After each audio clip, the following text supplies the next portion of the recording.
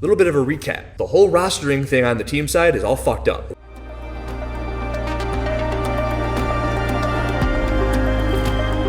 Yo, believe it or not, I'm going to be one of those guys that listens to what you guys are saying to me in the comments, sending me in direct messages on Instagram, telling me wherever you want to tell me, whatever you want to tell me. So a topic of conversation that has been brought to my attention a couple times, I got a couple of them right here, I'm going to post them, is the team situation, the Affiliate Cup, formerly known as the Affiliate Cup. And I say formerly known as the Affiliate Cup because it doesn't really seem as if that's going to be the way that things go anymore. There was a point in time where CrossFit was very outwardly saying that there was no Affiliate Cup. Those were the times of the super teams. You would remember there was like the Alex Smith, like Cody Mooney, Jessica Griffith, and Camille team that was trying to take down the CrossFit Mayhem team. There was the Rasmus Anderson and Lauren Fisher, Tommy Venus, and Reagan Huckabee team, which I think that they were actually more affiliated than the rest. Then there were examples like the Don't Stop team, where they just kind of came in and they put together this team that was almost unbeatable for what would have formerly been known as an Affiliate Cup team.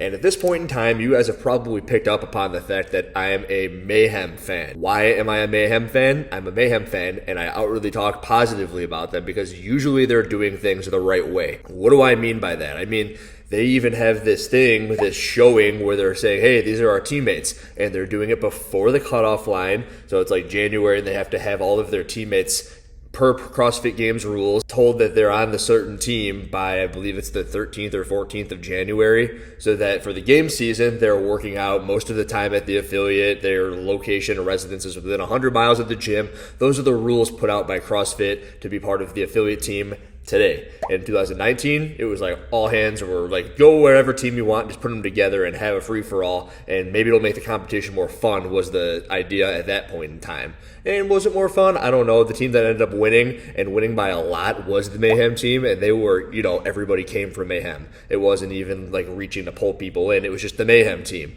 It was like Dre Strom and Rich Froning and China Cho, which I believe she did come in, but Tasia Persevage was another person who has become a Mayhem staple. So they are Mayhem people. China was a reach. But it was also part of the rules back then. I'm saying all of these things that are the rules because CrossFit has some new rules. CrossFit's new rules are aligning with the Affiliate Cup, so they say. When you look at the leaderboard, these teams and these people are following CrossFit's rules. Does that mean that it's a good thing? Absolutely not. It's terrible. What's terrible about it is if you just go look over to the leaderboard, you're going to see that the winning team is from CrossFit East Nashville. I've spoken plenty about this certain area, whether they be bad deadlifts or bad music in their YouTube videos, but the big thing that you're going to notice is that on the CrossFit East Nashville team, there's somebody named Tia Toomey on the roster. Is Tia Toomey going to be part of that team? Is Brooke Wells going to be part of that team? Saxon Panchik, didn't he just win the Open? Is Saxon Panchik going to be part of that team? How about Street Horner? Didn't he take the year off? So when you think about all these things, like there's the team of the leaderboard. They're going to get an invitation to quarterfinals per their roster. Who's going to populate that team? Let's go look at the profile. Quick math on the profile tells me that the East Nashville roster has approximately 100 people on it. Are they all at the affiliate? Yeah, they're all at the affiliate. Are they all going to be being part of the team? No.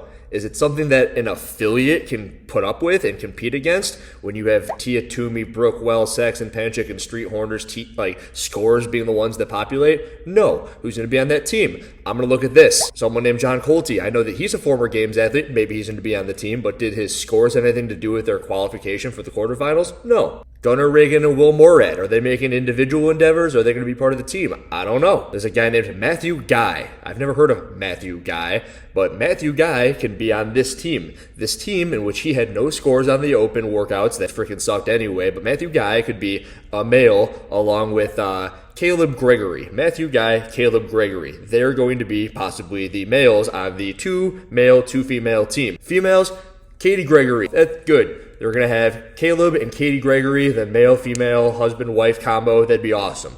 But what would be even more awesome would be if they had to be the thing from the beginning of the Open. So let's say Katie and Caleb Gregory were the male-female along with Matthew Guy and Elizabeth Mack. These are people on the affiliate roster of CrossFit East Nashville. So if those people, male-female, put their scores into the Open, did they earn their way into the quarterfinal is the question. I don't know. We don't know. We don't know because their scores, I'd have to go look into them. Maybe I could figure it out. Is it worth it? I don't think it's worth my time. I just pulled their names out of the freaking affiliate team roster, and I don't know how good these people, and I'm not trying to talk shit about these people. What I'm saying is that they could be on the team per CrossFit's rules. It's CrossFit's fault. It's CrossFit's fault, again, that these people are allowed to be doing this stuff. And I've had people reaching out to me. These people who are reaching out to me are people who are trying to make quarterfinals. They put this team together. They thought that, hey, we're rather competitive in maybe not even our state, but maybe within a couple of the states. We go win these local competitions. So within North America, we should have reason to believe that the four of us can go forth and compete. But how are they going to compete with the individual games athletes? They freaking can't. It's not possible. So when there's these training camps coming together, and they're coming together all over the place, and this is an extreme example, I understand. But when you have something like the Affiliate Cup, and back in the day when, I'll reference my time as a gym owner, I had the Affiliate Cup. I had people who would work out with me all year. It was myself, it was my guy Seth, emails, Katie Casantino and Keiko Tanaka, and we were a legitimate Affiliate Cup. We worked out for years together at the same gym. We worked out every single day, and what we did is we were the fittest. We finished 6th in the regional that year of 2018, and we were 5 spots out as a legitimate affiliate team. Back then, people weren't shifting around as much. It was more likely that we were going to make it. We were in the same region as freaking Rich Froning and all them,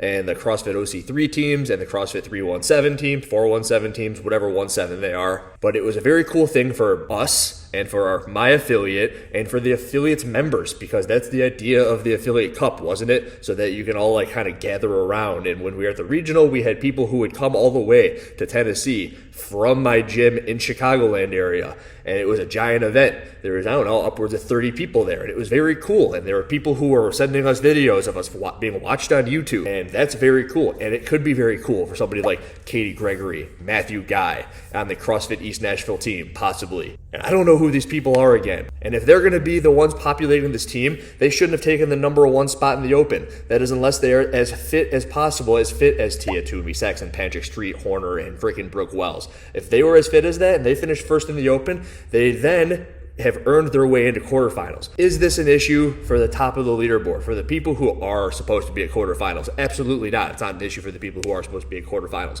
But I was on a team in 2018. I mentioned my teammate, Keiko Tanaka. She's on a team, and her team is over in Hawaii. They're an actual legitimate affiliate team. And as that actual legitimate affiliate team, they almost missed qualification, that top 200-ish area, so that's a top 25%, which is what you need. And her team, who are very, very fit people, all legitimate affiliate members, have worked out there for an entire year plus.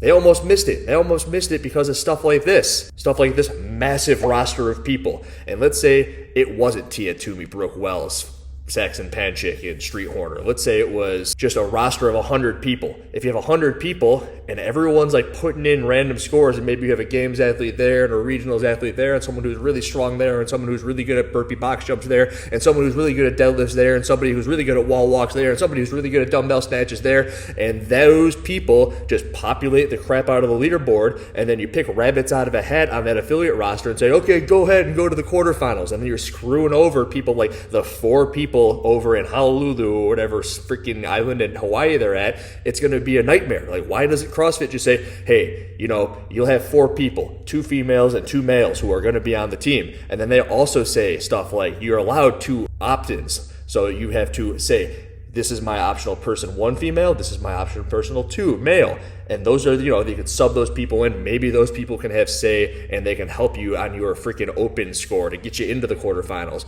And all of this stuff that I'm saying is for the people who are on the cut lines of these things. So I've talked about how repetitions are screwing people out of their top 10% on the individual side. And now CrossFit's rules and regulations and their ability to super populate these leaderboards, and they're not even taking out the elite people's score. That's the biggest issue here, is that not only are they populating, but there was a point in time where when people would qualify to go regional, so let's say my team of 4 in 2018, if the 4 of us were going and we finished first in the region and we were going full head of steam away, and that they took the top 20 to go to the regional from our region, But let's say, hey, Andrew wants to go individual. Andrew's out. And all of a sudden, you've got to take the next best male from my affiliate. And all of a sudden, the number 1 seed went to the frickin' 21st seed. You're shit out of luck. You're out. And that's how it should work. So CrossFit East Nashville, they should really take out Street Horner, Brooke Wells, Tia Toomey, and Saxon Panchik, because they're going to go individual. They're going to declare individual. And when they declare individual, they should be taking the people out of the affiliate roster so that they have a legitimate spot. And CrossFit's already said that they're not going to backfill. So let's say CrossFit East Nashville just wanted to make a team for the fuck of it. Let's say that they took that number 1 spot. Then all of a sudden, if they took the top 200, they're not going to go to 201. They're just going to say, oh, you didn't make the top 200, whatever, it doesn't matter. It doesn't matter! CrossFit East Nashville is not going to go. They took a spot, it's gone. I'm splitting hairs over here. Yeah, I get it. I'm splitting hairs because there's 200 teams. Just be better, make the top 25%. But what if you did your best? What if it's something you've been working towards for 4 years? What if you finished in 201 and Tia Toomey and squad is just taking spots because they fucking feel like it and they're so cool? Andrew, why do you hate on Tia Toomey? It's like, I don't hate on Tia Toomey. Andrew, why do you like Rich Froning and crew? I'm like, it's not that I like them, it's that they do things the right way. You look at the affiliate roster for Froning and team. Affiliate roster for Froning and team is Rich Froning, Andrea Nisler, Taylor Williamson, and Samuel Cornway, and they're just going team. That's their freaking roster. Where did they finish? I believe they finished in 2nd. And when they finished in 2nd, so they would have finished in 1st if it weren't for this super team that isn't going team. Little bit of a recap. The whole rostering thing on the team side is all fucked up. There's no backfilling.